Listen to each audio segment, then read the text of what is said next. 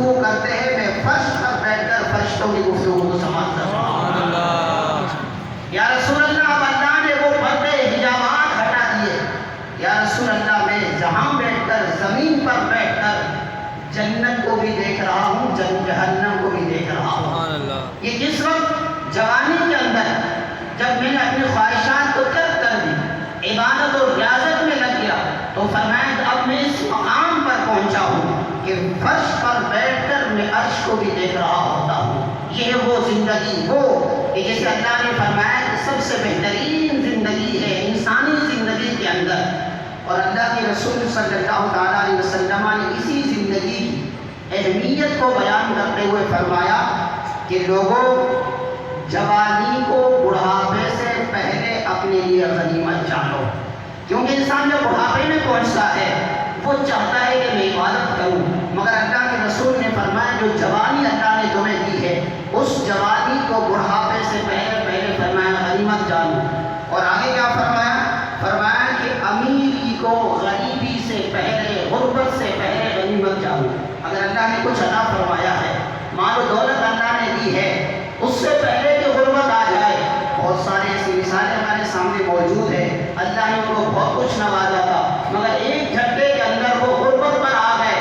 تو اللہ کے رسول نے فرمایا کہ جو اللہ نے تمہیں دی ہے اسے غنیمت جانو.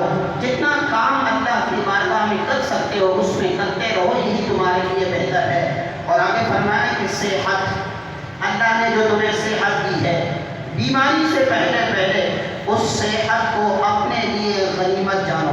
دیکھیں بہت سارے لوگ اب بیماریوں میں مبتلا ہے, وہ بہت کچھ کرنا چاہتے ہیں, اس وقت ان کا ارادہ ہے کہ ہم عبادت بھی کریں, ہم قرآن بھی پڑھیں, سب کچھ کریں, مگر وہ عبادت نہیں کر سکتے ہیں, وہ قرآن کی تلاوت نہیں کر سکتے ہیں.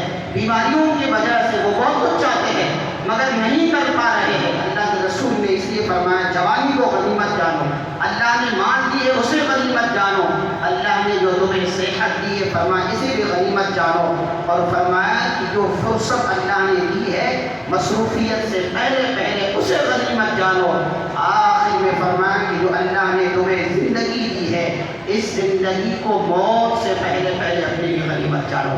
میرے دوستو, ایک اور مقام پر آقا دو عالم صلی اللہ تعالیٰ علیہ وسلم نے انسانی زندگی کے مختلف مراحل اور خصوصاً انسانی زندگی کے اندر جو جوانی ہے اس کو بیان کرتے ہوئے فرمایا ایک انسان جوانی کے اندر جب عبادت کرتا ہے, ریاضت کرتا ہے, عبادت میں لگ جاتا ہے, فرمایا کہ پھر ایک وقت آتا ہے کہ وہ بڑھاپے میں پہنچتا ہے. اب وہ عبادت نہیں کر پا رہا ہوتا ہے, وہ سجدے نہیں کر سکتا جیسے جوانی میں سجدہ کرتا, وہ قیام نہیں کر سکتا جیسے وہ جوانی میں قیام کرتا.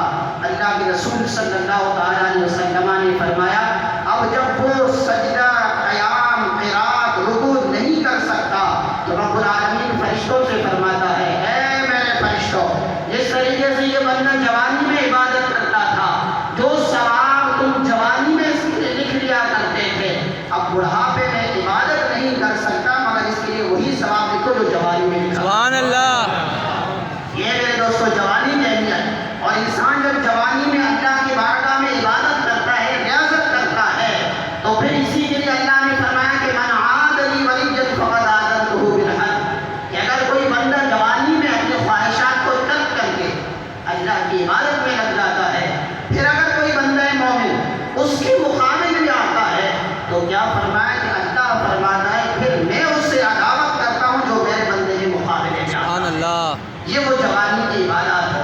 اور پھر اسی کو سید اعلیٰ حضرت علیہ الرحمٰن نے فتاوی رضویہ کے اندر بہت ساری مثالیں بیان فرمائی.